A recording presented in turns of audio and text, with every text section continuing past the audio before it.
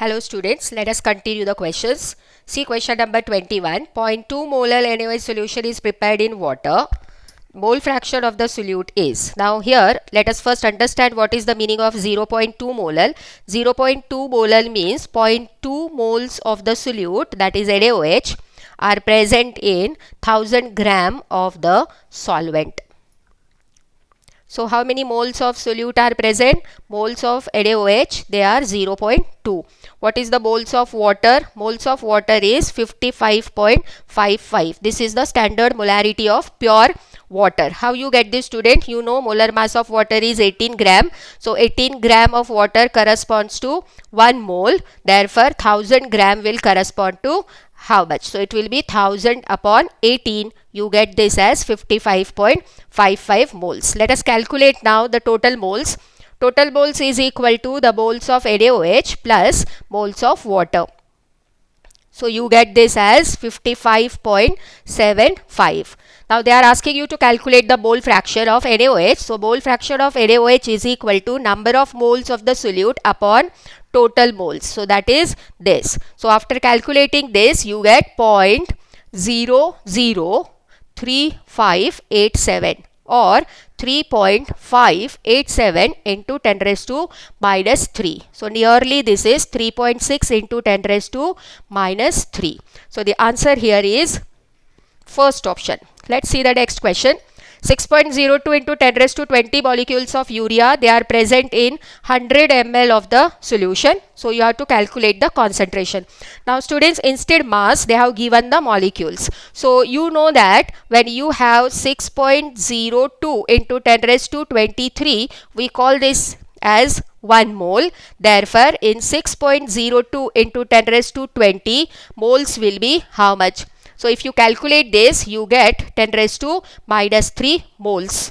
So you got the number of moles of urea. Those are the number of moles of urea. So let us use the equation of molarity. Molarity is equal to moles of the solute upon volume of the solution.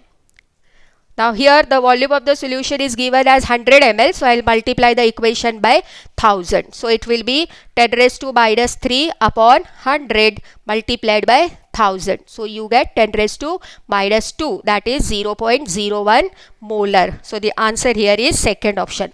See the second way to calculate this. They have given 6.02 into 10 raised to 20 molecules. They are present in 100 ml.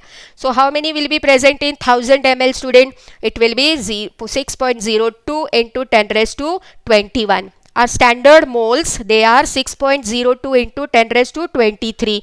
So they have reduced to 21, means the difference is of 10 raised to minus 2, that is 0.01 molar. So you get the direct concentration. So here the answer is second option. See the next one. Vapor pressure of the pure solvent.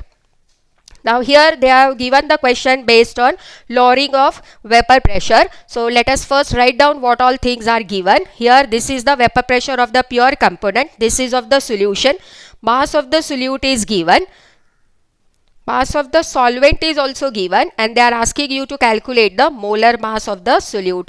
So the formula what you will be using here is P minus P this upon this. This is relative lowering of vapor pressure. So relative lowering of vapor pressure is equal to weight or given mass of the solute multiplied by molar mass of the solvent upon weight of the solvent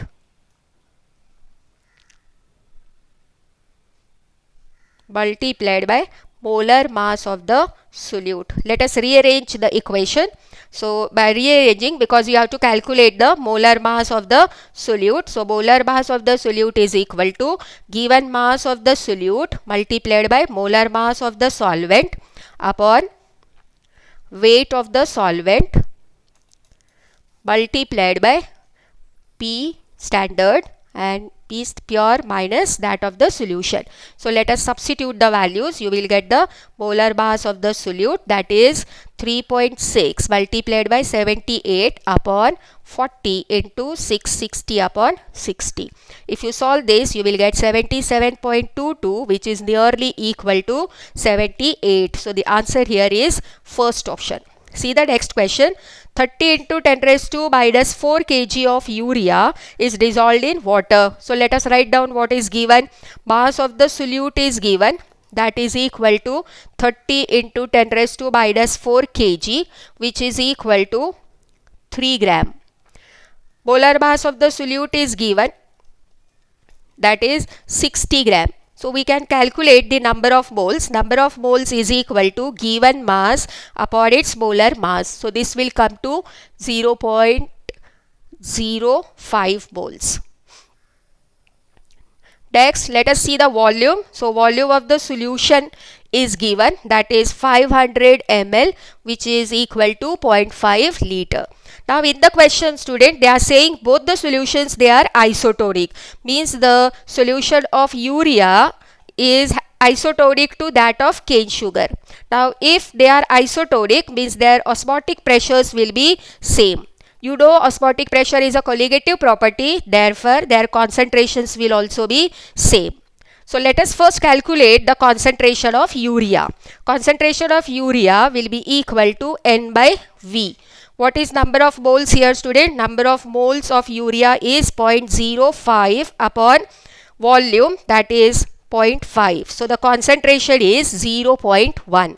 So we need the same concentration for cane sugar. So concentration is equal to N by V. So here if I see concentration, I will have the same number of moles I should get. So mass of cane sugar upon its molar mass should be 0.1. What is the molar mass of cane sugar? Molar mass of cane sugar is 342. So the mass of cane sugar upon its molar mass, so concentration should be 0.1. So this will be mass of cane sugar is equal to 342 multiplied by 0.1. So answer is 34.2 gram. So the answer here is fourth option. See the next one. Vanthoff factor for aqueous monofluoroacetic acid is. So let us first write down what is monofluoroacetic acid. Monofluoroacetic acid is CH2FCOOH. Let us split this. You will get CH2FCOO minus and H plus.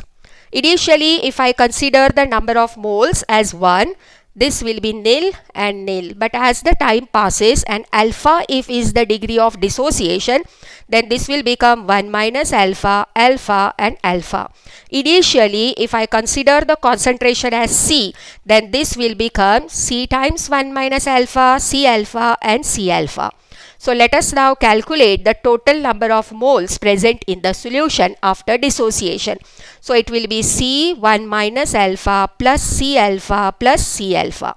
Now let us solve this. C minus C alpha plus C alpha plus C alpha. Those are the total moles what we have. If I cancel this, what I will have is C plus C alpha. That is C1 plus alpha.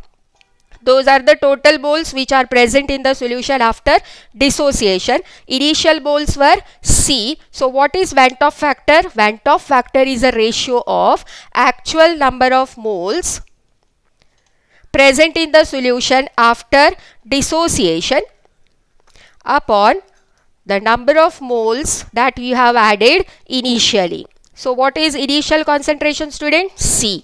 What is the moles after dissociation is this. So C1 plus alpha upon C. So what is Vanthoff factor here is 1 plus alpha. So the answer here is third option. Let's see the next question. What is the molality of the solution? So you have to calculate molality of the solution. So write down. Let's see question number 26. Vanthoff equation for osmotic pressure.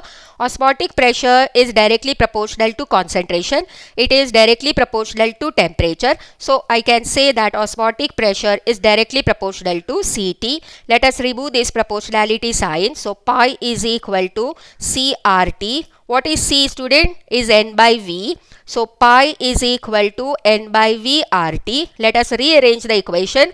Pi V is equal to nRT. This is a constant, so I can say pi V is equal to constant or K. So the answer here is first option.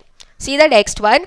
what is the molality of a solution containing 200 milligram? So the given mass of urea is 200 milligram, which is equal to 200 into 10 raised to minus 3 gram. Molar mass of urea is 60 gram, and it is dissolved in, means the mass of the solvent, mass of the solvent is 40 gram. So what is the molality? What is molality, students? Molality of any solution is equal to given mass of the solute upon mass of the solvent in kg. So this is what, but here the weight or the mass of the solvent we have taken as 40 grams. So I'll multiply the equation by 1000. So what I will have is, so let us substitute. Molality is equal to, what is the given mass? 200 into 10 raised to minus 3 upon, what is the molar mass of the solute? 60 multiplied by mass of the solvent. This is in grams. So let us multiply this by 1000. After solving this, you will get it's 1 by 12, that is 0.0833 molal. So the answer here is first option. Let's see the next one. The Vanthoff factor of centimolal. What is centimolal, students? Centi is 1 upon 100, that is 0.01, that is centimolal solution. Here they have given potassium ferricyanide, that is K3FeCN6. So let us first find how many ions it will form. It will form 4 ions, that is this FeCN6 3 minus. So the total number of ions which will be formed, that is N dash, will be 4. Now let us use the equation. Vanthoff factor is equal to 1 plus alpha N dash minus 1. So let us, Vanthoff factor is given. How much is that, student? 3.333. So let us substitute. So that is 3.333 is equal to 1 plus alpha, number of ions are 4 minus 1.